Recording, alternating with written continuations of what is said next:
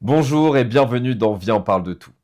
Viens on parle de tout, c'est un podcast qui s'intéresse pas à ta réussite, mais qui s'intéresse à ton histoire. Viens, aujourd'hui, on parle de tout avec Reza Soudan. C'est un ancien joueur de football professionnel qui, à cause d'un dramatique accident, a dû se réinventer. Et c'est aujourd'hui en tant que coach sportif qu'il s'épanouit dans la vie. Aujourd'hui, il me fait le plaisir d'être avec moi pour revenir sur son parcours. Bonjour Reza. Salut Martin, Merci beaucoup déjà de venir. vraiment tout le plaisir est pour moi. Si tu devais te présenter sans dire que tu es un ancien joueur de football professionnel et sans dire que tu es coach sportif, qu'est-ce que tu dirais? Alors si je devais me présenter tout d'abord, je commencerais par dire comment je m'appelle. Je m'appelle Reza Soudan, je suis franco-marocain, donc maman marocaine, père français, donc je suis métissé. J'ai grandi dans les Hauts-de-Seine, donc à Clichy-la-Garenne dans le 92. Euh, j'ai toujours été fan de foot, notamment très jeune. Puis, comme on me décrit, hein, tout simplement un garçon qui aime la vie, qui aime rigoler, qui est solaire, qui, euh, qui aime aider les autres quand il le peut. Enfant, t'étais colérique, t'étais calme, t'étais taiseux, t'étais quel type d'enfant? J'ai été un enfant très turbulent, je sais pas, peut-être de mes 2 à mes 5 ans. Très turbulent, très dynamique. Il devait vraiment être aux aguets parce que j'étais Sonic, super Sonic, tu vois. J'étais Taz, tu vois un peu. Ouais, je vois très bien. J'étais un peu Taz. Puis après, avec le temps, j'ai beaucoup changé et je suis devenu très très calme. Tu vois, je me suis très vite, très jeune déjà, j'étais très réfléchi. Avant le foot, Alors le foot pour moi, c'était à mon époque vraiment un hobby. Donc en fait, c'était un loisir. Tu sais, souvent les parents te mettaient dans un sport collectif après l'école, histoire que tu aies ce côté ludique, mais plus sportif pour pouvoir te défouler. Donc, moi, mon truc, c'était le foot. Ça me permettait de prendre du plaisir au-delà de tout, tu vois. C'était vraiment mon bonheur. Parce que moi, j'étais pas très scolaire, je l'ai jamais été. Mais je pense que j'ai jamais été. Et le foot a été un échappatoire et ça a été tout le temps du bonheur. Par exemple, je te raconte une anecdote quand il neigeait, en période hivernale, quand j'avais, je sais pas, 7, 8 ans, 9 ans, je prenais déjà le bus hein, pour aller au foot et tout seul, donc j'étais très, ok. très, très responsable. Et puis, les terrains, c'était impraticable, ça neigeait fort, et je me mettais à chialer parce que je pouvais pas jouer au foot. Ah, c'est Ça me mignon. peinait de ouf. C'est putain, je peux pas jouer. J'étais vraiment Ça te dans rendait, un kiff. ça te rendait profondément triste de ne pas pouvoir jouer. Ouais, ces périodes-là, ouais, je m'en rappelais, où j'étais fan de mes paires de chaussures, tu sais, de mes crampons. Je les nettoyais, je faisais attention aux lacets. J'étais vraiment très, très, très, très fan de ce que je faisais. Tu te rappelles de la première paire de crampons que tu as reçue? Première paire, ouais, je pense que c'était à l'époque, j'avais acheté une paire de Decathlon, mais que j'avais custom parce que j'étais fan du PSG depuis tout jeune, en fait. Et puis, il y avait un célèbre attaquant qui s'appelait Inzaghi. Non, pas Inzaghi, comment il s'appelle lui? Simonet. Oui, Voilà, sûrement. oui, oui, Simonet, tu sais, avec les cheveux longs et tout, là. Voilà, lui, Ah, je vois très Simonet. bien. Et il avait ce style assez atypique où, en fait, sur sa paire de crampons, lui, la languette, il la mettait vraiment super longue. Enfin, pour Il la vraiment, rabattait à il fond. la rabattait à fond pour couvrir les lacets. Et moi, j'avais kiffé ce style. Et ce que je faisais, c'est que moi, en fait, les paires que mon père m'achetait, il n'y avait pas enfin, il y avait pas d'élastique pour. Donc moi, je customisais ma paire, je la coloriais. J'étais grave dans les détails, Ouais. petit. Tu me racontais que quand tu étais jeune, donc encore quand le foot était un hobby et t'étais pas encore professionnel, tu kiffais jongler et t'essayais de faire le plus de jongles possible. Ouais, ouais, ouais, ouais. En fait, en rentrant de l'école, je demandais toujours l'autorisation à ma mère, 1 heure pour être dehors. Tu sais, c'était très, j'ai eu une éducation assez rigoureuse, stricte et tout. Donc, ok, tu sors, il est 17h30, 18h31, t'es pas là, c'est chaud pour tes fesses. Tu vois, ce genre de truc. Et j'en profitais, Je prenais mon ballon, tellement je frappais dans ce ballon, tu sais, Le cuir se barrait. le cuir, il se barrait. Et je m'amusais à jongler dans la cour en bas de chez moi. Et l'idée, c'était de faire 1000 jongles. Et j'arrivais à faire ça tout le temps, tu vois. Mais tu les faisais, les 1000? Ouais, 1000. Ça durait peut-être, allez, 50 minutes facile. J'étais comme ça. C'était quoi ton rapport avec les autres, vu que tu étais hyper focus sur tes jongles, sur le foot? Bah, en fait, mon rapport avec les autres, j'avais vraiment tous mes potes au foot. Donc, mes copains, mes premiers vrais copains, je les ai faits, enfin, des vrais amis, des vraies amitiés se sont créées quand j'allais jouer au foot. Donc, à l'entraînement, parce qu'après, tu as vu, on était issus de différentes écoles. Donc, forcément, mes potes, c'était au foot. À l'école, t'arrivais, à part à la récré, tu avais quelques potes qui étaient avec toi en club. Et puis, ça part de ça. En fait, Ok. mon vrai noyau, il s'est fait là-dessus. Enfin, là, En tout a gros, tourné autour du ballon rond. Ces t'étais le meilleur à trucs-là. ce moment-là déjà? Je saurais pas dire si j'étais le meilleur. J'étais bon, j'étais passionné, mais il y avait pas de. Il n'y avait pas encore cette comparaison de je suis le meilleur. Aussi parce que j'étais aussi souvent amené à côtoyer des plus grands. Tu vois, donc c'était pas des gens de mon âge. Donc j'étais bon, tu dis allez, viens jouer avec nous. Des mecs qui faisaient peut-être 20, Ouais. 25 kilos de plus que toi, mais bon, tu te débrouilles bien, ils disent allez, viens, Ouais, puis t'es pas mal. quand t'es jeune, tu te rends pas compte. Et quand on est jeune, on s'en fout. Nous, on veut kiffer la journée. À 13 ans, donc là, en fait, tu rentres dans un club, tu joues en amateur, puis à 13 ans, t'es repéré Ouais. par le PSG. Je suis repéré par plein de clubs français, dont le PSG. Donc moi, j'ai commencé à l'USA Clichy en débutant, j'avais 5-6 ans, donc tu prends une petite licence et puis tu fais tes gammes dans le club de ta ville. Mais ce club-là, quand tu arrives dans un championnat où ça commence à devenir intéressant pour être repéré en tant que jeune, donc ça commence autour de 10, 11, 12 ans, les catégories, elles étaient tellement faibles au niveau classement et tout, que personne ne venait regarder. Oui, il y avait aucun recruteur qui venait Non, voir. en vrai, non. Mais comment ça a commencé? C'est que sur une saison, nous, je sais pas comment on a fait, on avait 12 piges, donc on était moins de 13, ouais, moins de 13. On avait été invaincus sur une année entière. Et dans les Hauts-de-Seine, en fait, on était amenés jeunes à faire des tournois, tu vois, souvent où plusieurs équipes étaient regroupées, même d'autres départements. Et là, forcément, tu as aussi des entraîneurs qui te voient jouer, et puis eux qui sont en contact avec tel et tel recruteur, parce que ça fonctionne comme ça, il y a une espèce de rabattage où il y a un bouche à oreille qui se fait, ils disent ah putain, t'as vu, il y a un petit là-bas dans telle ville, tel poste, intéressant, on va voir. Le mec, il entend ça une fois, deux fois, 5 fois, 10 fois. Il finit par y Il aller. se dit bon, allez, je fais un tour, je vais voir ce que c'est. Et donc, ça se fait comme ça au départ. Le club reçoit un courrier recommandé du Paris Saint-Germain.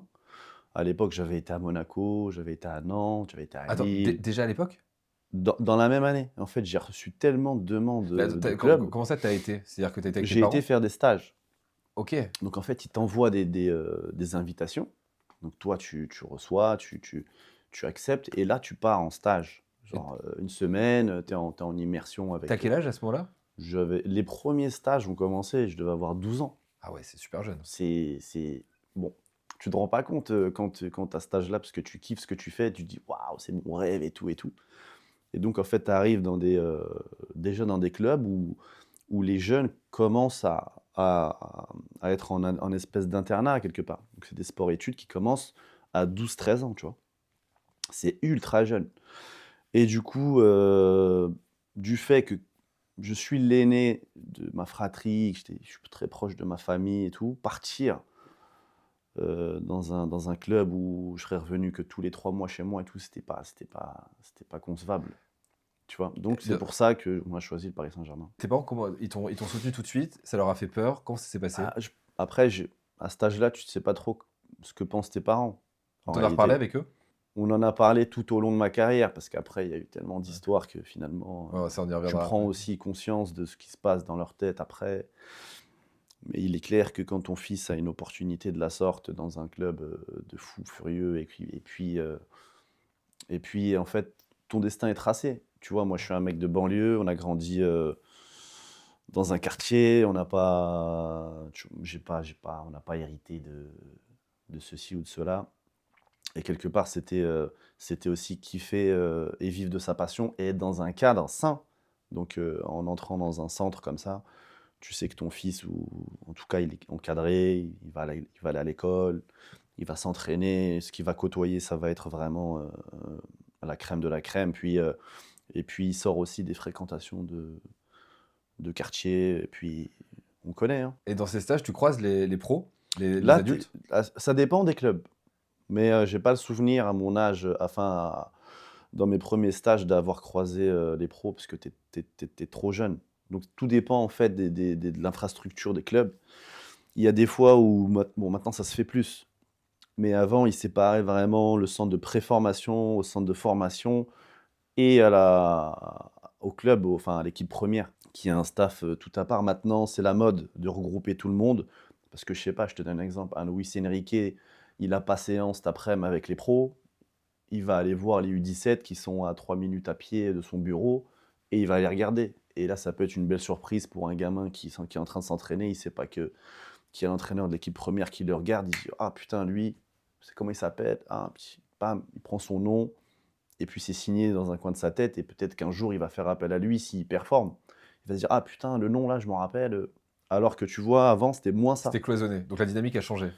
Je pense que la dynamique a changé. Je te cache pas, ça fait peut-être, 3-4 ans que je me suis un peu éloigné du monde du foot. À 13 ans, Ouais, après avoir fait quelques stages à droite à gauche, vous choisissez avec ta famille et tu choisis le centre de préformation du PSG. exactement. Comment ça se passe à ce moment-là? Tu as 13 ans, qu'est-ce qui se passe? Il me propose un contrat direct, donc tu es rémunéré et tout, hein. Donc ce qu'il faut savoir, c'est que très jeune déjà, tu peux gagner, extrêmement bien ta vie. Donc C'est ouf. c'est affolant quand tu arrives dans un club pro, parce que tu t'es pas forcément au courant. Toi, tu arrives de, je sais pas moi, de ton petit club de banlieue. Heu, tu vas au grec avant, tu vois avec les copains, tu te dis: «C'est que du kiff» et là, je vais être payé genre pour jouer au foot, c'est pas possible. Ah, tu dois Tu sais, dans halluciner. ta tête, tu te dis: «Waouh, c'est chaud». Donc ce qu'ils font, c'est qu'ils m'invitent au tournoi Nike à Hong Kong, déjà. Ils me disent: «Voilà, tu signes avec le Paris Saint-Germain, on va t'emmener, au Donc tu pars tour». à Hong Kong? Ouais, je pars à Hong Kong, je vais au tournoi Nike. À l'époque, j'avais, ouais, 13 ans, avant que je signe officiellement, en fait. Donc je pars 2 semaines à Hong Kong avec à l'époque le PSG. C'était pas le PSG des Qataris, mais c'était déjà un PSG qui était mondialement connu. Il y a pas toute cette vibe aujourd'hui qu'il y a, Oh, c'était autour déjà du ouf. pas mais c'était déjà la folie, tu vois? Surtout chez les jeunes. En fait, il faut savoir que chez les jeunes, c'est un monde bien à part. C'est que tu as des stars, dans le monde entier, chez les jeunes, chez les moins de 18 ans, chez les moins de 15 ans mais bon, c'est pas médiatisé. Et donc j'ai côtoyé, moi, après, énormément de mecs que tu vois aujourd'hui à la télé, qui sont, Qui était avec toi en centre de qui étaient préformation. avec moi. En préfo, non. PSG, j'ai pas eu de stars, énormément connues, c'est après. C'est quand j'ai été international français, c'est quand j'ai joué à l'international, en fait. T'as 13 ans, tu rentres au centre de préformation du Paris Saint-Germain, tu vas y Ouais, passer 5 ans, ouais, tu vas être formé par le PSG. ouais. Parce que pour des personnes lambda comme moi, qui ne connaissons pas ce milieu, Mmh. qu'est-ce que ça veut dire de travailler tous les jours à apprendre à faire du football dans un club, un des meilleurs de France et un des meilleurs du monde? Bah, c'est simple, au départ, tu as des plages horaires qui sont aménagées vraiment pour que tu puisses t'entraîner tous les jours. Donc tu vas à l'école. Quand j'ai été, en préfo, tu allais à l'école de façon classique. Donc il y avait rien de spécial. On allait s'entraîner seulement après les cours. Donc là, le seul avantage, c'est que tu gagnes du temps, tu es moins fatigué. Donc il y a moins de distance à parcourir de chez toi au centre et cetera. Donc on allait à l'école, donc j'ai été au collège là-bas. En internat, du coup? Non, là Non. on était en internat, mais on avait un minibus qui venait nous chercher, qui nous emmenait au collège, qui revenait nous chercher, qui nous emmenait au centre d'entraînement. Et puis c'est au centre de formation que les choses changent vraiment. C'est là que le foot prend l'avantage sur l'école. Donc tu as un cursus scolaire strictement identique. Donc si tu es en filière S, tu fais ta filière S, si tu es en L, tu fais ton L, et cetera. Si tu es en STG, Et tu passes ton bac comme tout le monde? tu passes ton bac comme tout le monde. La seule chose et vraiment le seul luxe, c'est que nous, on était 3 ou 4 par classe avec le prof. Donc, tu as un truc qui est hyper accéléré. Si tu pas compris quelque chose, le mec, il est là, il te réexplique 50 fois. T'as kiffé, toi? J'ai aimé, ce que j'ai aimé, après j'étais vraiment passionné par le foot. Ce que j'ai aimé, c'était l'aménagement du fait que tu puisses, t'entraîner et te focus à fond sur les entraînements, mais ils rigolent pas avec l'école, hein. Oui, tu m'as confié que t'aurais pu être pris à Clairefontaine, mais comme t'étais un Ouais. peu perturbateur. Ouais, non, en fait, alors, premier épisode, qui s'est pas passé comme prévu, mais après, c'est parce que je connaissais pas les mécanismes et on savait pas trop ce que c'était. C'est que, tu sais, tu peux intégrer le centre de formation de Clairefontaine qui est en fait la base, de toutes les équipes de France, des moins de 16, bah, jusqu'à l'équipe A. Donc tout se passe là-bas et bah, je pense qu'on a tous connu, en tout cas ceux de ma génération, on a tous été fans d'Hatem Ben Arfa ou de joueurs qui sont passés par l'INF Clairefontaine. Mais eux, tout de suite, ils regardaient tes bulletins, ils regardaient tes appréciations. Moi, je passe tous les tours, je pense que je suis éliminé à l'avant-dernier ou un truc comme ça. Et puis, mais par rapport, pareil, Par rapport aux notes. non, par Non. rapport, à mon comportement, au fait que j'étais un peu perturbateur, un peu agitateur, un peu, tu vois. Donc ça posait pas de problème au centre de formation du PSG que tu sois un peu perturbateur et Non, agitateur? parce qu'ils rentraient dans un autre cursus. Le PSG, ils t'achètent, enfin, ils te prennent parce que pour eux, t'as un futur produit qu'ils vont vendre. Donc, ils ont le temps de te façonner. Et puis, c'est un pari qu'ils font, tu vois. L'ENF Clairefontaine, c'est plus un centre de formation qui reste une vitrine. C'est-à-dire que tu rentres à l'INF Clairefontaine, mais tu t'engages pas avec un club pro. Tu t'engages avec un club pro quand tu le souhaites durant Ok. tes 3 saisons de formation. Donc en fait, l'INF Clairefontaine, c'est la crème de la crème de la crème des joueurs qui ont moins de 13 ans. C'est vrai, tu es vraiment au summum. Putain, c'est C'est ouf. le futur du top du top top. Mais Putain, je connaissais pas, hein. que moi, j'ai rejoint après ces mecs en équipe de France. C'est-à-dire que j'ai fait mon cursus à Paris, j'ai raté le bus pour Clairefontaine, on va dire pas ça.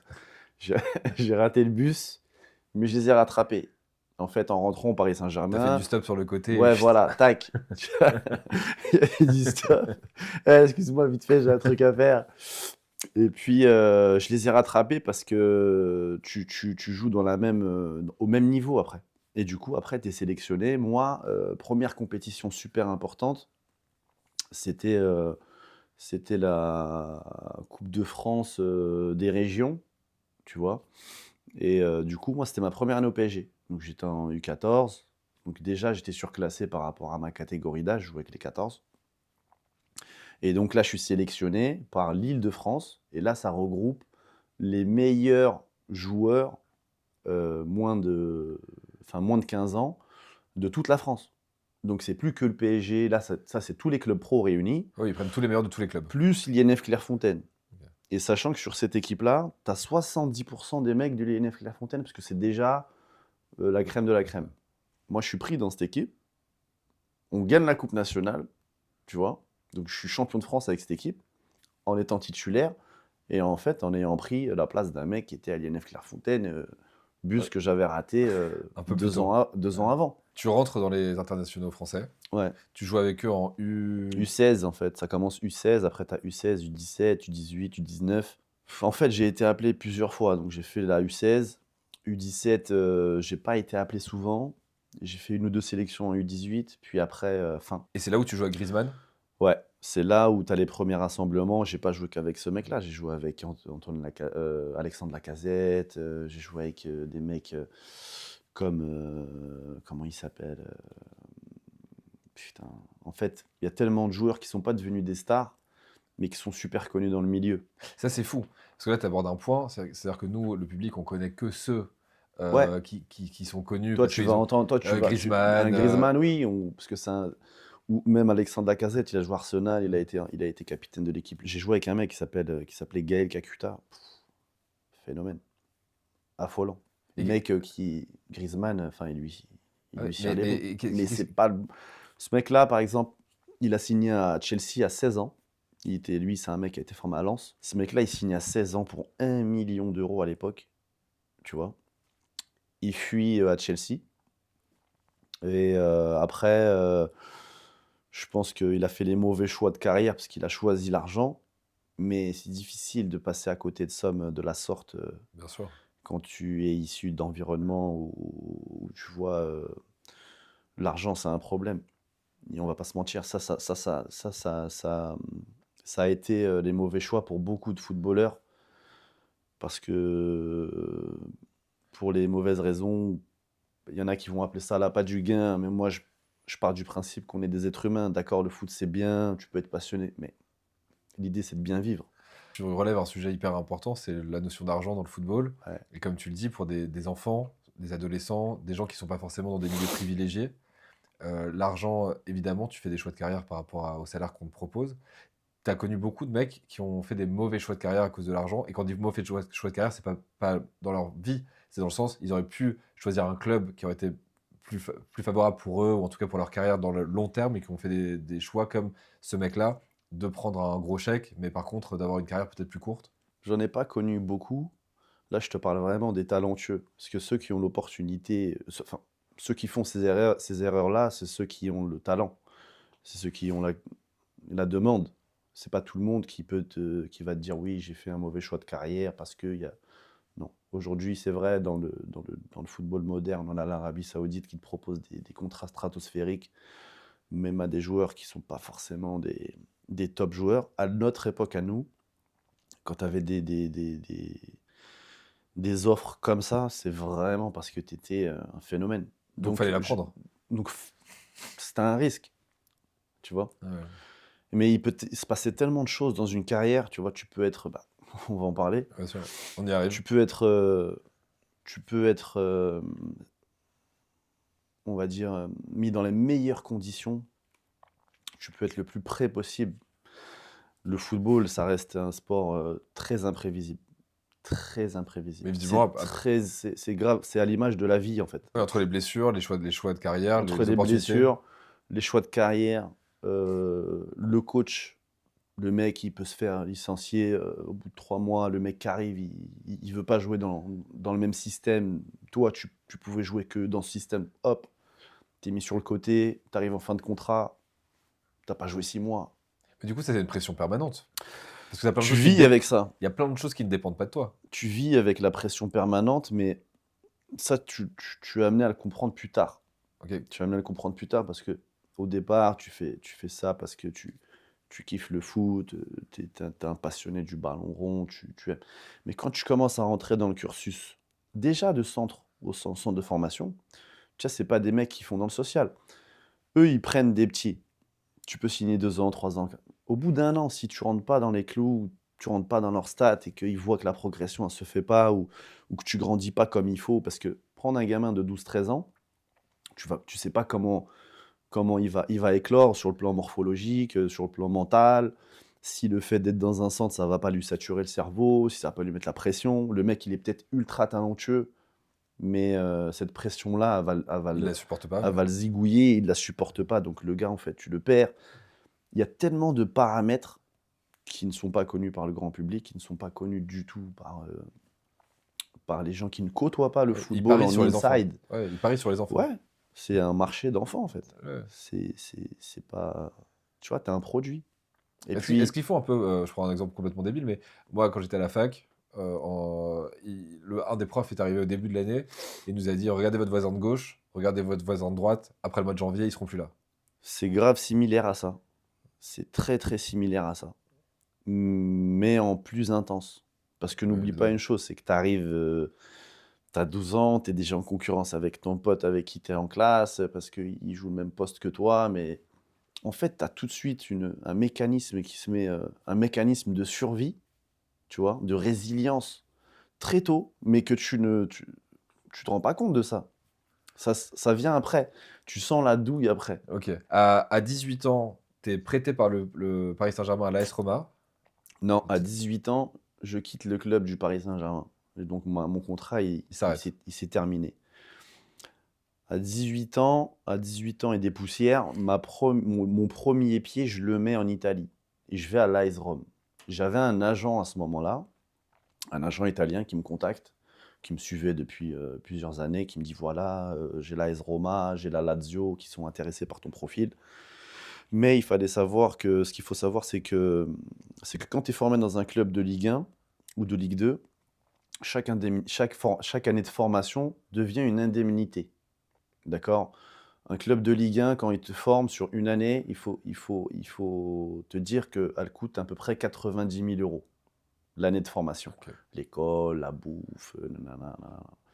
À la fin, moi, de ma formation, et à la fin de mon contrat avec eux, ma valeur marchande pour un club qui me rachetait, c'était à peu près 500 000 euros, donc un demi-million d'euros. Petite Donc, somme rondelette. exactement, tu avais 18 ans, tu n'es pas une star, ok, tu as un cursus intéressant, mais tu te tires 500 000 euros dans les pattes pour que le club puisse t'engager. Parce que le club du Paris Saint-Germain m'a formé. Donc l'AS Rome, ils se disent quoi? Ok, il est bon, mais aujourd'hui, on n'est pas prêt à mettre 500 000 euros sur Reza Soudan parce que voilà, c'est trop tôt. C'est trop tôt. Et puis ils ont tellement de joueurs. Mais là, c'est niveau mondial. Tellement de joueurs en essai, des Brésiliens, des Argentins, des purs. Tu as du monde entier. Là, tu es vraiment dans un marché mondial du foot. Tu sors du cursus, marché francilien, puis marché français. Ouais, tu passes à Là, tu passes à l'international. Donc, quand tu arrives et que ton CV il est posé sur le bureau d'une direction de Serie A ou de Première Ligue, les mecs, ils reçoivent 100 CV, 100 cassettes vidéo par jour du monde entier. Parce que vous faisiez des cassettes vidéo? Bien sûr, les mecs, ils te faisaient des compilations, ils envoient leurs qualités, leurs actions, leur façon de finir les actions, les buts, les passes D. Putain, c'est incroyable, c'est comme C'est un CV. c'est une bande démo, quoi. C'est un Comme pour un CV. comédien. Ouais, voilà, c'est un CV que tu envoies. Et puis après, c'est un marché. C'est comme aujourd'hui, l'immobilier, tu vois, t'as des intermédiaires, tu as des rapporteurs d'affaires. Et là, c'est là que les agents interviennent. C'est là où on comprend la notion de business. C'est là qu'en fait, t'es dans un monde où c'est le fric qui est respecté, tu vois, money talk. Et donc, l'AS Rome, il me disait, écoute, nous, la solution qu'on peut trouver, c'est ça. Pour annuler ce cas-là, il fallait que je passe par un club amateur sur 6 mois. Donc, il fallait que je trouve un accord avec un club amateur où je prenais une licence et je jouais 6 mois. Et puis, tu annulais Cette dette. cette dette parce que tu passes pas d'un club pro à un club pro, tu passes d'un club pro à un club amateur. Du coup, Ta dette. ton agent te dit de faire ça. Il y avait un autre club qui me voulait, qui était Bari. Bari, qui est une ville du sud de l'Italie. Et eux, ils étaient en série B, tu vois. Et le directeur sportif de ce club-là, il me dit, écoute, voilà, moi, je te signe.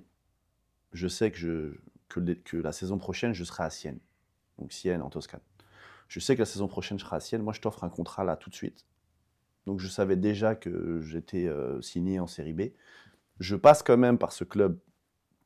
Et à ce moment-là, moi, j'ai vécu dans la banlieue de Rome ma première année en Italie. Donc je signe dans ce club. 6 mois. Et puis après, Tu pars à Paris. je pars en Toscane. Parce que ça s'est passé les 6 derniers mois du championnat, tout ça. Ok. Tu vois, donc en fait, je signais pour la saison d'après. Je vais te donner trois affirmations. Il y en a des vraies, il y en a des fausses. Les vraies, je voudrais que tu nous expliques. Et bon, la fausse, tu vas vite la savoir. Moi, c'est juste qu'elle m'a fait rire, je me suis imaginé le truc. T'as eu le même agent que Neymar. Ouais. Comment J'ai eu le même agent que Neymar à l'époque où Neymar était à Santos. Tu vois? Tout au début. Tout au début. C'est que le mec, c'était pas Neymar que tu connais aujourd'hui. C'était Neymar qui avait 17 ans, même pas 16 ans, 17 ans, et qui était à Santos au Brésil. Et ça ressemble à quoi un agent? L'agent de Neymar, il ressemble à quoi? C'est un mec lambda, comme toi, comme moi. C'est des gars qui payent pas de mine, tu vois. Ok. C'est des mecs qui payent pas de mine, qui ont un réseau mondial énorme, qui ont des relations de ouf. Mais après, j'ai travaillé avec d'autres gros agents. J'ai travaillé avec Oscar Damiani. Oscar Damiani, il avait Robinho, il avait Cavani. Et Oscar Damiani, c'était mon agent. Tu taperas Oscar Damiani sur Google. Il avait mon agent, c'était mon agent quand je jouais à Sienne. Et le mec, premier rendez-vous qu'on fait, il parle français d'ailleurs. Oscar, d'ailleurs, si tu regardes cette vidéo, je te salue. Premier rendez-vous qu'il fait, on était en Toscane. Et lui, il connaissait mon histoire. Il savait, parce que l'histoire de l'agent de Neymar, là, il me met une douille de ouf, hein. Donc, il me fait signer à Sienne. Il prend un chèque de ouf pour lui. L'agent de Neymar? Donc, je signe un contrat qui est pas. Alors que ce gars-là avait rencontré mes parents. C'était vraiment. C'était la famille, quoi. Ouais. Tu vois, mais la famille, quand il y a du fric, c'est pas. Parce qu'il pensait faire un one-shot. Mais moi, derrière, j'explose. C'est-à-dire, je vais à Sienne, je deviens celui que je suis devenu. J'ai eu Antonio Conte comme coach. Et là, eux, ils se disent quoi? On est une pépite. En vrai, on va appeler qui il faut pour qu'il puisse gérer sa carrière. Tu vois? Et ce gars-là est revenu après à la charge en me disant, ouais, t'as signé avec Damien. Je lui dis, ouais, mais en fait, on avait un accord, Tu l'as pas respecté. pas respecté. J'étais petit, hein. J'avais 19 ans, Putain, c'est j'avais ouf. déjà des couilles comme ça. Et, J'ai une personnalité de ouf. et tu t'en rends compte qu'il t'a un peu baisé? Bah, je me suis rendu compte sur mon premier salaire, puisque le contrat que je signe, c'est pas ça. Ah ouais? Bah Et oui. comment ça se passe? Vas-y. Le premier Ouais. contrat que je signe, c'est pas. Ce que tu vois arriver sur ton compte en banque, c'est pas du tout ce que Non, t'avais prévu d'avoir. non. Ah, putain, et là, tu l'appelles? Là, je l'appelle et il fait genre, il sait pas. Bam, j'appelle le directeur sportif, qui est un mec hyper connu en Italie, Daniele Faggiano. Ok. Et ils disent que eux, tout est réglo parce que eux, ils Ils ont me fait disent, des trucs. voilà, nous, on a un accord. Mais vas-y, ils m'ont fait une douille. Oh, tu vois, ils m'ont endormi. Mais c'est pas grave, parce que derrière, j'ai tout rattrapé. Et puis, tout a été modifié. Au bout de 6 mois, je Et- re-signe un contrat stratosphérique. grâce à Ouais. l'autre. Donc, au départ, je signe un 2 plus 2. Et en fait, le 2 qui suit, ça a été totalement modifié au bout de 6 mois. Donc, il faut savoir que tu peux signer n'importe quel contrat. Et au bout de 3 semaines, si tu performes, ils me disent, écoute, on renégocie. Ah, je savais pas ça. Bah oui, un contrat, c'est pas, C'est pas figé dans le temps. c'est Tu jamais peux... figé dans le temps. Tu peux tu peux l'arrêter en cours de. Si tu trouves un commun accord, tu l'arrêtes en cours de truc. Si t'avais un conseil à donner à un jeune joueur sur ce sujet-là, qui arrive comme toi, et ce serait quoi? Mais après, en réalité, moi, j'ai eu un parcours de fou furieux. Pourquoi? De un, parce que je découvrais ce monde tout seul. Moi, mon père, c'était pas un mec du foot. Ma mère non plus. C'était ma passion à moi. Et puis, j'ai toujours été un garçon très entêté quand je veux quelque chose. Tu vois? Quitte à me prendre la tête dans le mur et puis me rendre compte que je me suis fait mal, ou des fois même très mal. Tu Mais vois, j'ai bon. toujours suivi mon instinct, tu vois. Beaucoup. Peut-être beaucoup trop. Mais aujourd'hui, je regrette rien, tu vois. Et donc, si j'avais un conseil à donner à un jeune Sur ce sujet-là, hein. sur ce sujet-là, aujourd'hui, je te dis, le foot a tellement changé qu'ils sont ultra informés. Et à mon époque, il n'y avait pas d'agents comme ça.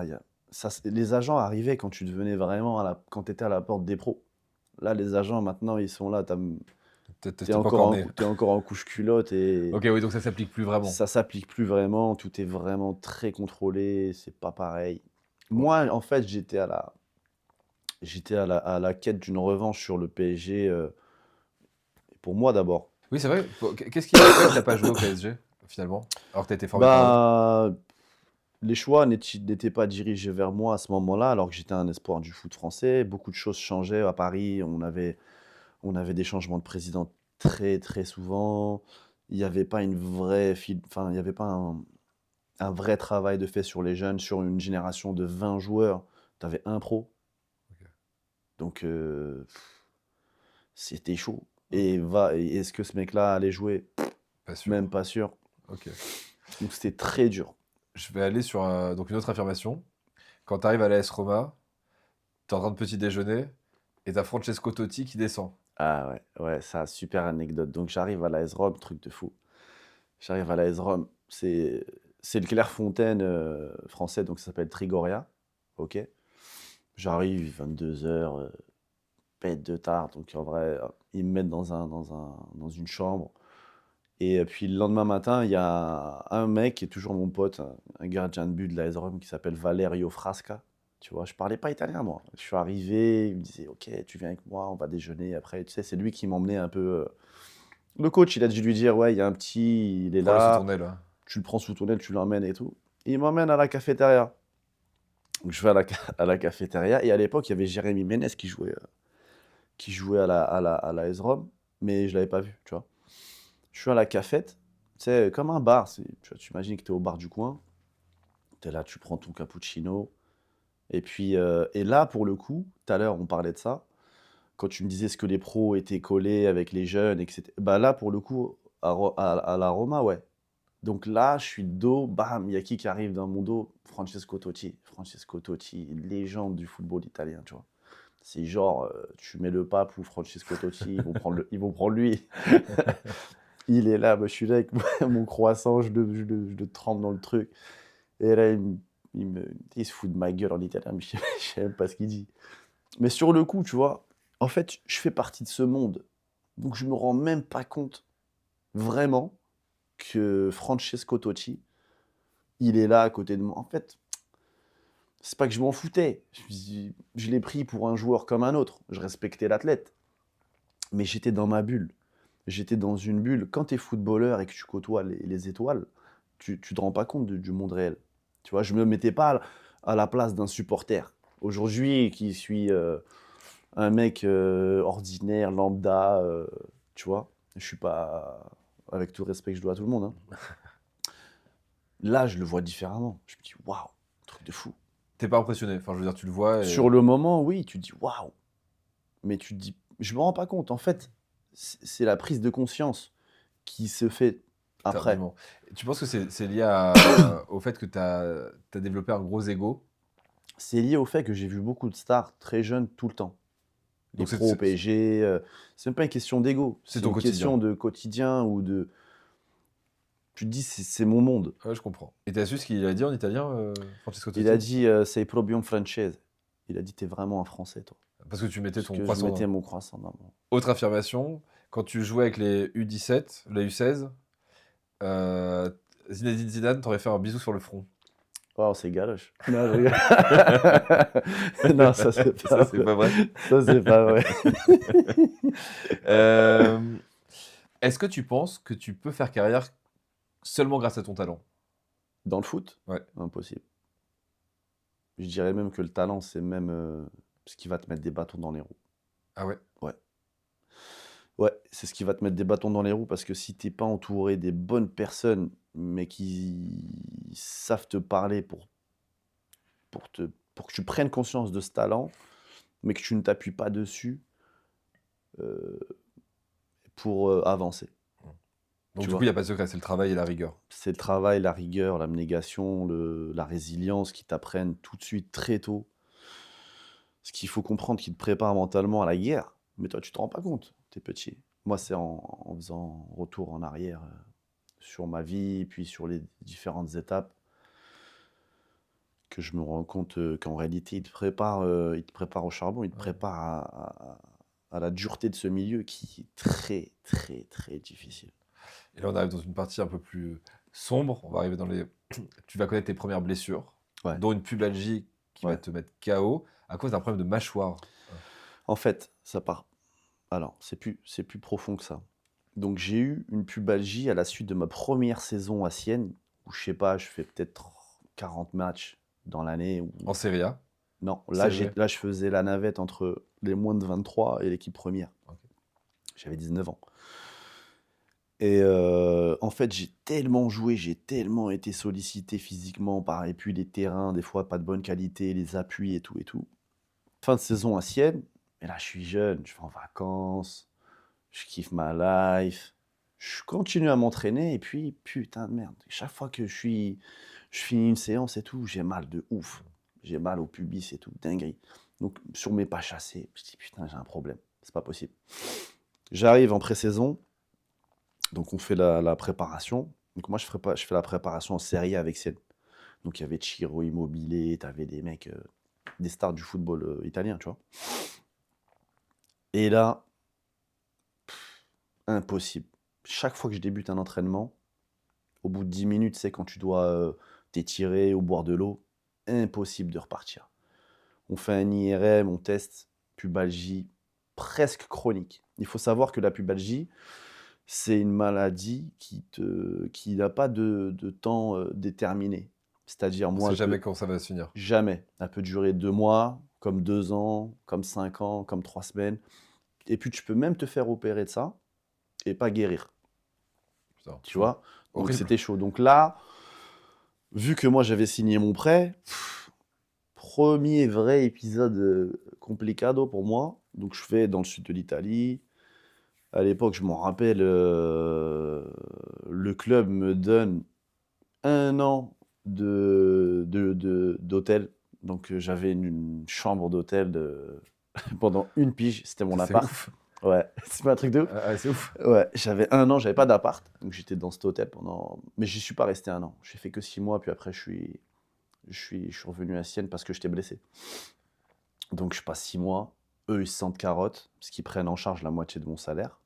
Et Sienne, toi, l'autre tu peux moitié. pas jouer. Je peux pas jouer. Je peux pas jouer. Je me soigne. Là-bas, je sais pas, c'est le destin. Il n'y a jamais rien qui est fait par hasard.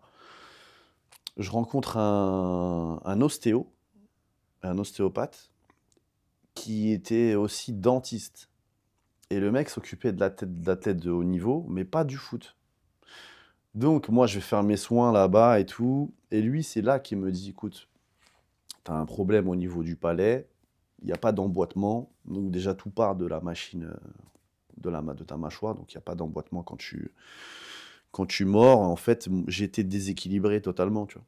C'est Et ouf. j'ai appris énormément de choses sur moi, sur la manière aussi de s'entraîner, de dormir. En fait, j'ai toujours été dans un apprentissage continu, sans le vouloir. Parce que moi, je suis un flemmard, je te dis la vérité. Moi, j'ai pas fait de grande école et tout, mais à l'école de la vie, j'ai fait Harvard. Genre, toutes les situations que j'ai connues sur le plan humain, enfin, ça a été difficile. Mais c'est ce qui m'a appris plein de choses. Et c'est ce qui m'a forgé. Donc, ce mec-là me soigne. Donc, il m'a pas, bon, il pouvais pas me soigner. Donc, je l'ai refait. Le reste, je l'ai fait en France. Ok, l'appareil dentaire et tout, mais je l'ai pas fait tout de suite. Je l'ai fait plusieurs années après. Donc, pendant longtemps, j'ai joué avec un bite. C'était un espèce, tu sais, comme les boxeurs, Un protège-dents. ils mettent C'est un une genre de protège-dents, gouttière, mais quoi. voilà. Mais sauf que c'était pas un protège-dents, c'était un truc qui régulait ma posture, qui régulait l'emboîtement de ma mâchoire durant l'effort. Ok. Tu vois, donc j'avais pas ça quand je devais bouffer et tout. Le temps, de trouver le temps, parce que je voulais absolument pas me faire soigner en Italie, de Se faire opérer. restabiliser, de me faire opérer, de me faire écarter le palais, de mettre un appareil, etc., etc., etc. Et donc, ça dure 11 mois, finalement, cette première grosse blessure. Donc, je me remets de ça. Et à la fin, en fait, de cette blessure, ce qui arrive, c'est que Sienne, là, change de direction. Donc les directeurs sportifs qui m'avaient pris et qui comptaient sur moi pour me remettre dans le bain, etc., ils se cassent. Pourquoi ? Parce qu'il y a eu un scandale des matchs truqués. Donc ils étaient impliqués dans cette affaire-là. Très bon timing pour toi. Très mauvais Bah timing, ouais, bien sûr. tu vois. Moi, je reviens d'une blessure. Il me reste encore 2 ans de contrat. Nouvelle direction qui arrive, et là, les problèmes, ils commencent. Parce qu'ils se disent quoi ? Nous, on veut pas le garder. En tout cas, on compte pas sur lui, il a un gros contrat. On fait quoi ? Donc moi, je fais le mort. Je suis chez moi à Paris, tranquille. Je fais ma prépa. Mais moi, j'avais un contrat qui me protégeait. Et eux, ils font tout pour... Alors, l'Italie, c'est pas la France. Ici, ils respectent énormément tout ce qui est signé, tout ce qui est contractuel et tout. Là-bas, ils en ont rien à foutre. Là-bas, ils te mettent la pression. Ils disent, ah ouais, c'est comme ça, tu veux pas, bah tu sais quoi, tu vas courir pendant que l'équipe elle s'entraîne, tu vas venir t'entraîner à telle heure et pas à telle heure. En fait, ils te font exploser mentalement pour que tu signes Et que tu t'en ailles. et que tu te casses. Ouais. Bon, moi, ça n'a pas été le cas, on a trouvé un accord. Et c'était où ils me prêtaient à nouveau, où je résiliais, et puis ciao. Mais il faut savoir qu'à ce moment-là, j'ai 21, 22 ans, je suis déjà avec un cerveau comme ça depuis mes 13 piges. Tu vois, donc tu te rends pas compte Ouais, qu'en étant t'accumules. très jeune, déjà tu accumules une fatigue mentale. Ça me cassait la tête, truc de ouf, tu vois. Ouais. Est-ce que tu perds un peu le plaisir de jouer là? Non, là, non. Là, je le perds pas, au contraire. Au contraire. Donc, ce que je fais, c'est que je fais une prépa de fou furieux. Je me remets comme j'ai jamais été. Franchement, je crois que j'ai eu la shape la plus incroyable de toute ma life. Cristiano Ronaldo, le mec. Et quand je jouais à Sienne, moi, je me rappelle que le Genoa était intéressé par moi. Tu vois, le Genoa. Ouais. Et qu'à ce moment-là, le coach du Genoa, il avait récupéré, enfin, il avait signé un contrat avec Sorrento, qui était un club de Série C qui voulait gagner le championnat de Série C pour monter en Série B. Et le mec, il m'appelle. Là, je me dis, waouh, putain, j'ai un coup de bol. Finalement, j'ai quelqu'un qui veut et tout. Nah. On signe le prêt. Donc là, boum, je vais à Sorrento. Je vais à Sorrento, j'arrive, pas super prêt, déterminé, motivé. Truc de fou. Donc je fais 6 mois, je joue. Et est-ce que c'est là où ton coéquipier te retrouve presque mort dans ton salon? C'est là où en fait enfin, j'ai un accident tragique, enfin pas tragique parce que je suis pas mort, mais Bah, en c'est quand même réalité, tragique. ouais, mais ça aurait pu être pire. En réalité, j'ai une méningite qui me foudroie le système nerveux. Alors, qu'est-ce que c'est déjà, parce qu'on va commencer par là. Bah, C'est quoi c'est une très vague, méningite? c'est un virus qui t'attaque le système cérébral, donc qui tue les gens, hein. Donc, tu peux mourir de ce. Si t'es pas pris en charge à temps, tu t'en meurs. Après, je connais pas les temps de prise en charge, parce que moi, en Non, non, mais je veux dire, réalité, t'as des gens qui meurent de la méningite. oui, tu as des gens qui meurent de ça, ou en tout cas, tu as des gens, même s'ils s'en sortent, ils vont pas s'en sortir indemnes, ou ils vont s'en sortir avec des séquelles. Donc moi, en fait, pour repartir du départ, donc je commence la saison avec Sorrento, ça se passe bien, je vis dans la baie de Naples, Côte Amalfitaine, le rêve. Tu te dis, waouh, putain, en plus, t'es là, je sais pas, c'est comme si t'étais sur la Côte d'Azur et que tu jouais, et que tu faisais le Énorme plus beau kiff. métier du monde. Et donc, je joue 6 mois, et puis il m'arrive cet accident. Donc, qui n'a rien à voir avec le foot. Tu vois, c'est pas quelque chose qui s'est passé sur le terrain, c'est vraiment une maladie qui m'a frappé, comme elle peut frapper n'importe qui. Et puis ça arrive tous les jours. Tu vois. Là, je t'en parle parce que tu me donnes l'opportunité de raconter un peu mon parcours. C'est pas quelque chose que j'aborde comme ça, parce que c'est vraiment une période de ma vie qui était. En fait, c'est le début de l'enfer pour moi, mentalement plus qu'autre chose. Parce que j'ai accumulé énormément de périodes négatives ou contre-productives sur le plan professionnel. Mais forcément, ça t'atteint aussi mentalement et puis intimement. Donc, il me retrouve évanoui. Donc, je m'étais évanoui peut-être déjà depuis plus de 10 heures. Donc, c'est un de tes coéquipiers qui. Ah ouais, en Comment fait, ça se passe? ouais, je t'explique alors. Donc moi, quand j'arrive à Sorrento, tu sais, le club s'occupe de te loger, de trouver un appart et tout. Moi, l'appart que le club me trouve était dans le même immeuble qu'un de mes meilleurs potes qui s'appelle Marcos Miranda, un Brésilien, un mec de Salvador de Bahia. Et du coup, lui, il était prêté par la Fiorentina. Moi, j'étais prêté par Sienne. Au départ, tu vois, chacun il fait sa life. Un jour, il allait avec sa caisse à l'entraînement. Et puis, à force, on se dit, bon, toi, t'as pas de nana, j'en ai pas, on n'a pas d'enfant. Tu sais quoi, on fait un jour sur deux, on était devenus très potes. Donc, en fait, on allait aux séances ensemble, on rentrait ensemble. Souvent, on faisait le même chemin, tu vois, pour aller au centre d'entraînement. Et puis, quand je tombe malade, moi, j'appelle le médecin du club. Je lui dis, voilà, docteur, je suis pas bien et tout. Donc, tu sens ta méningite arriver? Bien sûr, parce que ça part d'une fièvre à la base. Ok. Moi, à la base, j'étais fiévreux, malade de fou. J'étais à terre, mais j'étais malade. Comme une grippe, là, en plein hiver, tu te sens pas bien, tu te sens faible, et puis tu te dis, bon, ça va passer. Et c'était en février, je m'en rappelle, février 2014, donc maintenant ça fait 12 ans. Et puis, tu sais, beaucoup d'humidité là-bas, parce que je vivais au bord de l'eau, c'était très, très, donc facilement, enfin, tu pouvais tomber malade très, très facilement. Il me retrouve, pourquoi? Parce qu'il avait les clés de chez moi, tout simplement. Il était passé, nous, on avait un contrat avec un resto, enfin, le club avait un contrat avec un resto, donc on faisait pas à manger, nous. On allait bouffer à midi là-bas, puis on y allait le soir. Eux, ils étaient assurés que nous, on suivait notre diète. En fait, l'Italie, franchement, sur le suivi sportif, ils sont forts. Ok. Tu vois, parce qu'ils essaient de vraiment tout mettre en œuvre pour que tu n'aies Te faciliter la rien vie. à penser. Donc je dis, écoute, Marcos, si tu passes Prends-moi à bouffer. Prends-moi à bouffer, tout ça, tu repasses à la maison. Moi, je suis pas dans le bien, je suis mal. Donc, il passe le matin, il prend les clés et tout. Mais ce jour-là, en fait, il y avait double séance. Quand on a double séance, donc on s'entraîne le matin. Nous, on habitait à 15-20 minutes de Sorrent. On habitait dans un truc un peu plus haut. Donc, tu reviens pas chez toi. Tu vas bouffer avec l'équipe, parce que l'idée, c'est de se retrouver aussi avec le club. Et puis, tu repars sur une séance l'après-midi. Et puis après, voilà, tu finis à 18h, tu as fait ta douche, tu fais tes soins. En plus, tu connais les gardiens de but. Lui, il était gardien de but. Donc, ça a vraiment un autre timing Ok, je dans sais la, pas. dans la prépa. C'est vraiment c'est vraiment un sport à part dans l'équipe. Les gardiens de but, ils font partie de l'équipe, mais c'est différent. Attends, c'est ouf, mais dans quel Ils ont leur sens? entraîneur, ils ont leur staff. C'est vraiment. C'est quand tu arrives à un niveau comme ça, tu sais que le goal, il fait pas le même sport que toi. Putain, c'est Donc ouf. en vérité, je lui en voulais pas s'il venait pas. Mais le truc, c'est que moi, quand lui il est parti, moi j'arrivais pas à dormir, j'étais pas bien. Et je me souviens que chez moi, c'était du carrelage. Et j'avais cette sensation de chaleur, de bouffée de chaleur. J'étais pas bien. J'avais besoin de ressentir du frais. C'est le dernier souvenir que j'ai. Je m'allonge au sol. Je me souviens d'avoir vomi, tellement faible, je reste dans mon truc là.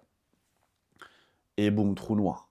Trou noir, je me réveille une semaine après, à l'hôpital, avec Ouais, une sonde. avec la sonde pour uriner. Je dis, mais je suis où? Enfin, genre, c'est passé quoi? Je te jure, Putain, c'est trou choquant. noir, Et donc lui, en fait, il est rentré chez toi, il t'a trouvé par terre, il a appelé. Exactement, je t'explique, il rentre chez moi. Il était avec un autre pote à nous. Après ça, c'est eux qui me racontent ça, moi. J'étais plus là. C'est le. Donc ils allument, tu sais, parce que tu rentres, c'est salon. Ils allument, là, il n'y avait pas de lumière. Bam, ils me voient à terre. Genre, oui, c'est pas possible, qu'est-ce qui s'est passé et tout. Et c'était l'époque le premier iPhone avec ouverture D'empreinte. digitale. Donc le iPhone 5S. Je me rappelle, je venais de l'acheter, c'était le blanc avec les trucs dorés, je n'oublierai jamais. Et il arrive, il a l'intelligence d'ouvrir mon tel avec mon pouce. Donc il appuie sur papa. Il appelle mon daron, ils avaient déjà appelé l'ambulance et tout et tout. Il sait pas lui parler. Donc là, mon père, il sait qu'il y a un truc qui se passe. Parce que c'est moi qui l'appelle, c'est pas moi qui lui parle. Hmm. Donc tu te dis, il y a un problème. Bien sûr. Donc lui, il était en France. Ma mère, à ce moment, était à l'étranger. Et puis, l'hôpital les appelle 2 heures après, 2 ou 3 heures après. Et là, la meuf, ça c'est mon père qui m'a raconté plus tard. Il me dit, voilà, elle m'a appelé, elle m'a dit, voilà, il y a un problème de globules blancs, globules rouges. Ils savent pas ce que t'as. Je reste 48 heures dans ce tosto. Ils trouvent pas ce que j'ai. Et t'es dans le coma, toi. Enfin, je pourrais pas te dire ce qui s'est passé.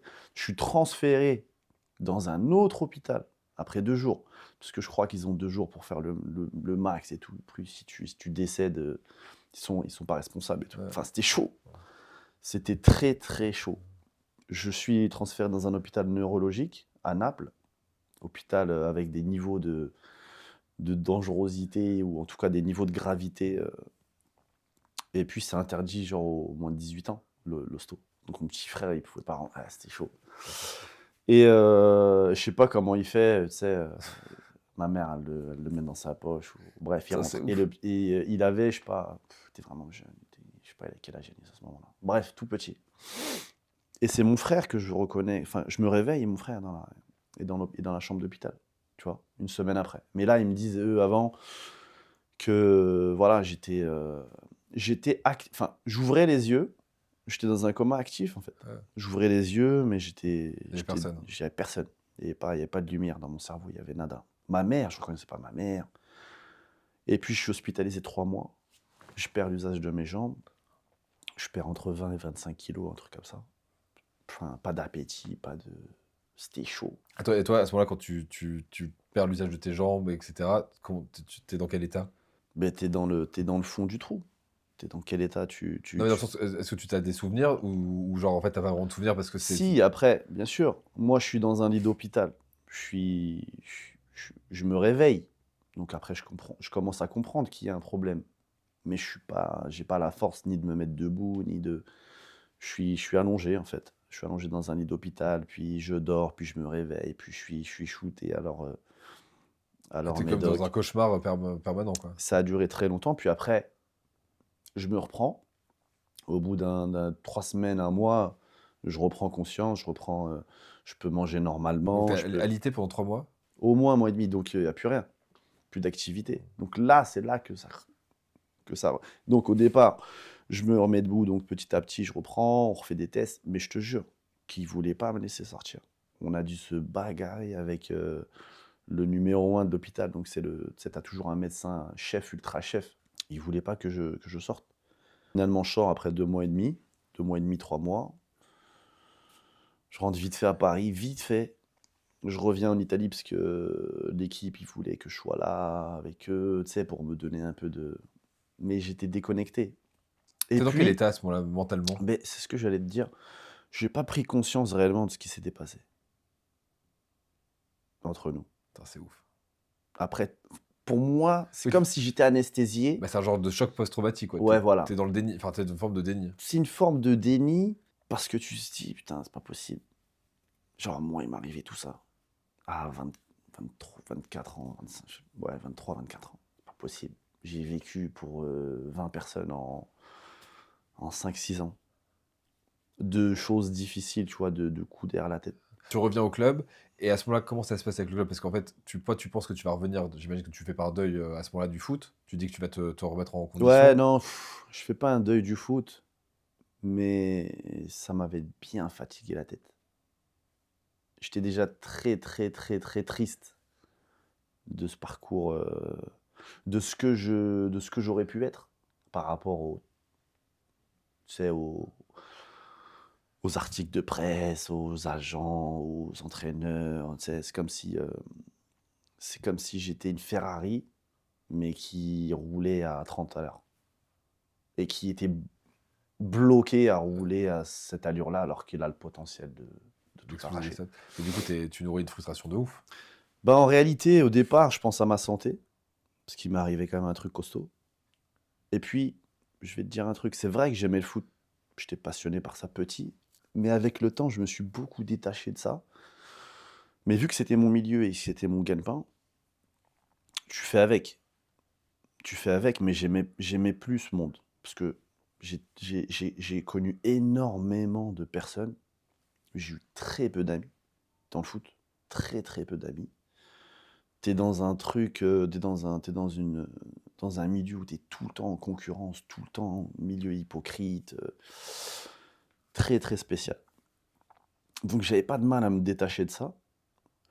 Mais par contre, ce qui est paradoxal, c'est que j'ai quand même vécu les plus belles années de ma vie en tant qu'être humain, en tant qu'homme, tu vois. Parce que j'ai rencontré des gens des 4 coins du monde, je me suis fait des amis dans les 4 coins du monde, j'ai appris à parler une autre langue, j'ai appris d'autres cultures, ça m'a ouvert l'esprit, ça m'a enrichi sur le plan humain, ça m'a balayé sur le plan professionnel et sur le plan, tu sais, du mec qui était destiné à avoir une big carrière et au final, et en réalité, mais ça m'a fait du mal psychiquement. Ça m'a fait du mal psychiquement, mais ça vient après. Ça vient après parce que quand tu vas mieux, t'as plus les mêmes capacités physiques ni mentales, parce que t'as pas la même faim. Bien sûr. Tu vois, t'as pas la même dalle, tu vas pas fouler la pelouse comme tu le faisais avant qu'il t'arrive ce qui t'est arrivé. Et puis aussi, tu sais, le l'accumulation de choses négatives te conditionne mentalement à la perte de confiance. Moi, j'ai toujours été un mec avec un ego très fort, très sûr de moi, j'ai toujours été un lion. Tu sais à ce moment-là que tu vas pas recouvrir toutes tes capacités, ou tu penses que tu vas y arriver? J'avais plus envie. Parce que je pense qu'un mec qui veut, il peut. Tu vois, il y a des gens enfin, dans la vie, et puis après, ça m'a permis, moi, de prendre du recul et de m'intéresser à d'autres parcours beaucoup plus chaotiques que le mien, des mecs, franchement, par rapport à ce qu'ils ont surmonté, je suis vraiment, pour le coup, une petite brebis, comme tu dis. Mm. C'était mon épreuve. Cette épreuve va faire qu'au final, tu vas devoir arrêter le foot. Enfin, tu vas continuer un peu, mais Ouais, tu vas, voilà. tu vas décider d'arrêter. En fait, je continue un peu. Je commence déjà à penser à passer mes diplômes d'agent de joueur de foot à ce moment-là. J'en avais parlé avec mon père, j'ai 25 ans. Je reviens en France, parce que j'avais besoin de revenir, en famille. J'étais fatigué. J'étais fatigué de ces batailles seul, loin. Il faut savoir que j'ai quitté, le cocon familial très tôt, puis après je suis allé vivre à l'étranger très jeune, seul. Donc bien sûr, t'es encadré, mais tu restes seul. Bien sûr, c'est pas pareil. Quoi qu'il en soit, tu es seul, tu vois? Même s'il y a FaceTime, il y a tout ça. Donc j'ai passé quand même, c'est vrai là, je te raconte ma vie comme si c'était, une histoire d'horreur alors que j'ai kiffé ma life. J'ai kiffé Non, mais ces tu peux avoir ces des très années, très bons moments dans ta vie, avoir kiffé ta vie, avoir eu des moments difficiles. ouais, non, j'ai adoré, j'ai rencontré des gens extraordinaires qui sont mes amis encore aujourd'hui et puis l'ouverture sur le monde, parce qu'après je me suis vite, détaché du milieu du foot. Ouais, c'est ce que tu m'as dit, parce qu'en fait, tu m'as dit que tu réalisais là, récemment, tu avais réalisé récemment, que en fait, tu avais été pendant 5-6 ans en dépression sans t'en rendre compte, et que paradoxalement, pendant ces 5-6 ans de dépression, tu t'étais construit. Ouais, alors, dépression, c'est vrai que c'est un mot fort, mais je pense avoir été dans une forme de dépression, en tout cas dans une profonde tristesse, mais que je gardais pour moi. Parce que tu pouvais très bien être à mes côtés, on pouvait rigoler, aller kiffer en vacances. Mais ce qui est sûr, c'est que tu te retrouves à un moment donné avec toi-même dans la journée ou avant d'aller te coucher. Et c'est dans ces moments-là que j'étais triste. Et puis, tu peux être le mieux entouré au monde.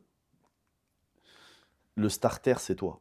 Donc, tu vois, à un moment donné, c'est à toi de décider d'inverser la tendance. Comment? Je sais pas. Moi, je l'ai fait avec ce que j'avais devant moi. Et puis, parce que je crois en moi, quelque part. Je crois en l'homme. Je crois pas. On s'en fout du foot. Tu vois, je me suis détaché de ça. Mais je crois en ce que je suis et en ce que j'ai comme énergie en moi, tu vois. Et il y a combien de temps que tu as appuyé sur le starter pour toi? Il y a longtemps, hein. Il y a longtemps. Mais avant que ça se mette en route, ça a pris du temps. J'ai fait, et je fais encore aujourd'hui. Parce que les gens, finalement, ne me connaissent pas. Tu vois, Bah, bien sûr. je te raconte là comme ça, mais je te jure que les gens ne me connaissent pas. Ça, ils savent pas qui je suis. Ils peuvent me côtoyer, ils peuvent être avec moi. Je pense que ceux qui me connaissent le mieux, c'est ma famille, mes frères, mes sœurs. Et encore, il y a toujours une part de toi que tu ne connais même pas toi-même. Donc, moi, en tout cas, ce parcours m'aura appris à regarder la vérité en face, à voir la réalité d'aujourd'hui, pas celle de demain, ni celle d'hier. Celle d'hier, de toute façon, je ne peux pas la changer, mais je m'en sers comme force. Et puis, regarder aujourd'hui, qu'est-ce que je peux faire là, maintenant, pour améliorer demain.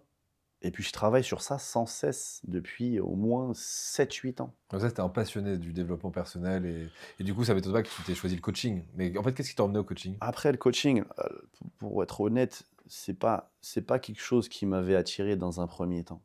D'accord? Parce que moi, quand je rentre à Paris, je signe dans un petit club du 93 à Aubervilliers, euh, parce que je savais jouer que au foot. Le temps de trouver un taf et tout, tu vois. En fait, moi, ce que je voulais, c'était sortir de ce monde du foot et revenir dans un monde de lambda, anonyme. Je suis pas Cristiano Ronaldo, tu vois, mais je voulais plus que les gens m'assimilent au Tu foot. voulais une vie plus ordinaire, Je voulais une vie plus ordinaire et je avec voulais des enjeux plus côtoyer ordinaires. des gens simples et sains et puis sortir de tout ça. Donc je joue dans ce club-là, à Aubervilliers, en CFA. Donc je joue 1 an et demi. Je fais ce que je peux. Enfin, jouer, c'est un grand mot, tu vois. Mais en parallèle, je bosse en tant qu'assistant respiratoire dans une boîte italo-française. Donc dans cette boîte, je m'occupais des patients italiens, sachant que je parle couramment italien. Et je pense que c'est le destin. Parce que là, je côtoie des gens qui sont en insuffisance respiratoire, qui sont pour les certains à quelques mois de mourir. Et ça me met en fait, ça m'aide à prendre du recul sur ce qui m'est arrivé. Tu vois? Donc en réalité, je me dis waouh, c'est la chronologie des choses. Si je prends, parce que je suis devenu hyper deep avec tout ce qui s'est passé. Je suis devenu hyper profond comme gars. Maintenant, je réfléchis. Je fais pas le philosophe, mais je vois plus en profondeur les choses. Je vois plus en détail. Oui, de voir des gens dans cette condition remet en perspective tes propres douleurs et ta propre condition. Exactement. Donc je me dis, waouh, ok, t'as eu du mal, mais aujourd'hui ça va. Et puis regarde en face de toi, il y a des gens qui souffrent. Il y a des gens qui sont dans le mal et ils n'ont pas de solution. Moi, je l'ai trouvé, ou en tout cas, je la cherchais encore et je travaillais dessus, tu vois. Donc, à la suite de ça, je fais 4-5 ans dans cette boîte. Et puis, mon frère, qui lui est pro-fitness et pro-muscu, c'est son monde à lui à la base. Moi, je reprenais un peu du poil de la bête. Lui, à ce moment-là, moi, quand j'étais dans le mal, il venait me chercher chez moi et tout. Impossible de me sortir de mon lit, c'était chaud. Et lui, il me disait, viens, on va s'entraîner. Nanana. Donc, j'ai repris goût au sport avec lui, tu vois. Donc, j'ai repris goût au sport avec lui et il passait, lui, ses diplômes de coach sportif. Donc, il connaissait tous les mécanismes et tout. Et moi, je fais la prépa, sa prépa, pour que lui passe ses diplômes. Il me dit, ouais, mais passe là avec moi. Je dis, non, c'est pas pour moi. Et je lui dis, coaching. Mais je vais coacher qui? Moi, j'ai quoi à apporter aux gens et tout. C'est pas pour moi. Et genre, tu vas être rémunéré pour.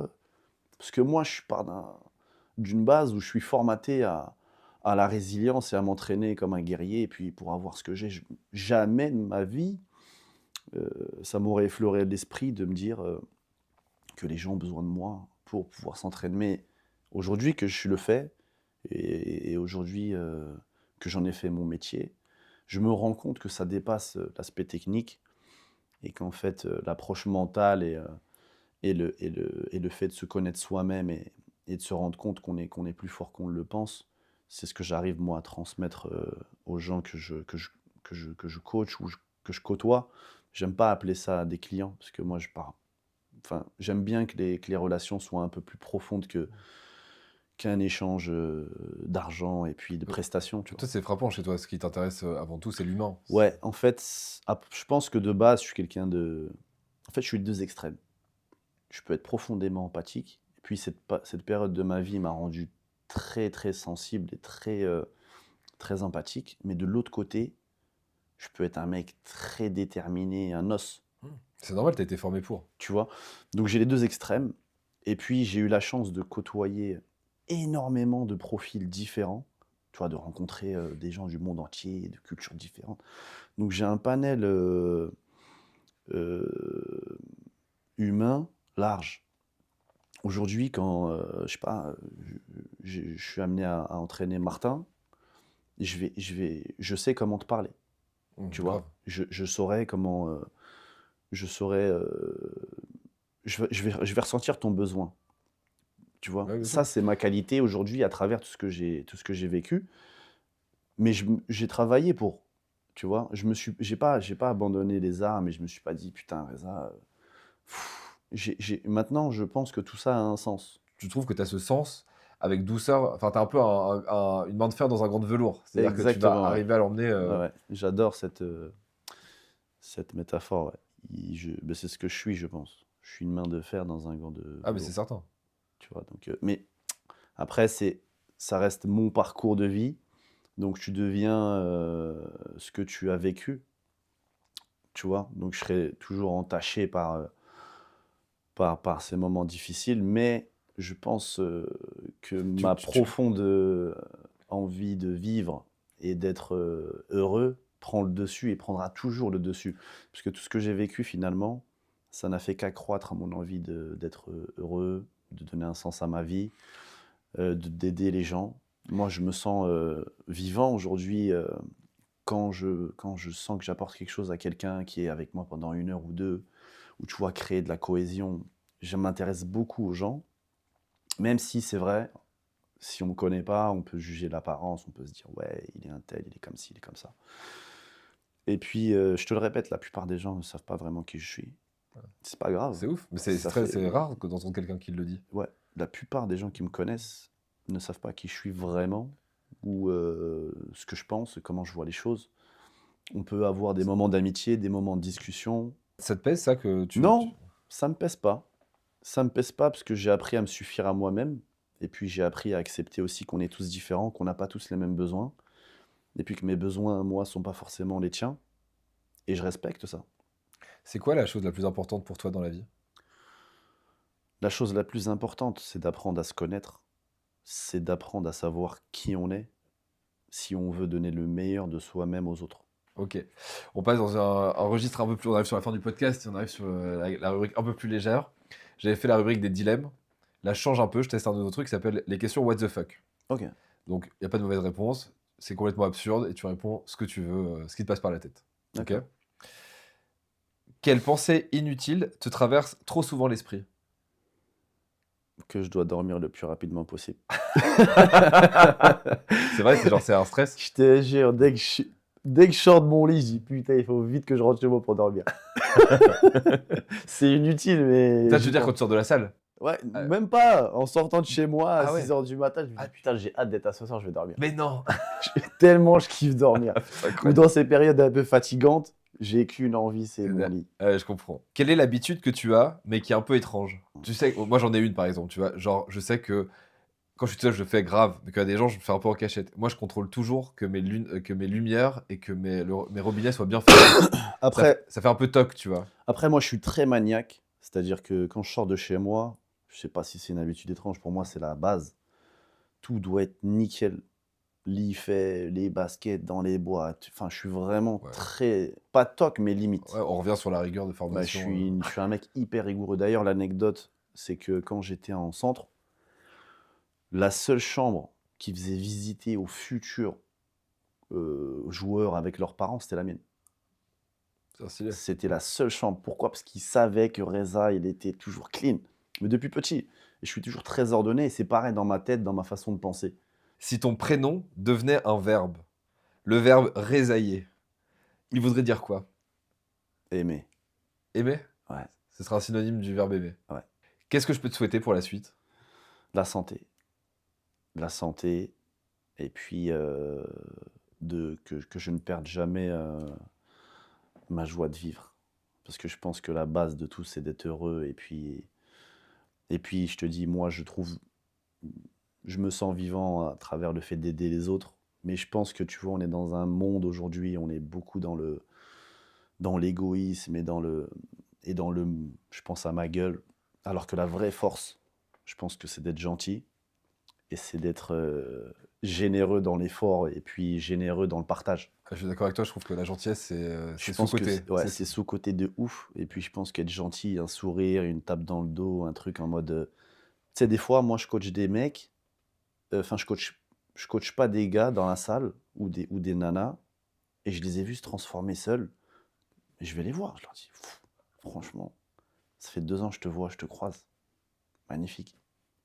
Et ça leur fait des trucs de fou. Ah bah, tu m'étonnes, parce que Personne leur dit. Bah, bien sûr. Puis c'est un vrai travail, aller à la salle tous les Tu jours. te rends compte le combat que c'est contre toi-même. Et puis, c'est pas des gens qui peut-être ont les moyens de prendre un gars ou une nana pour s'entraîner.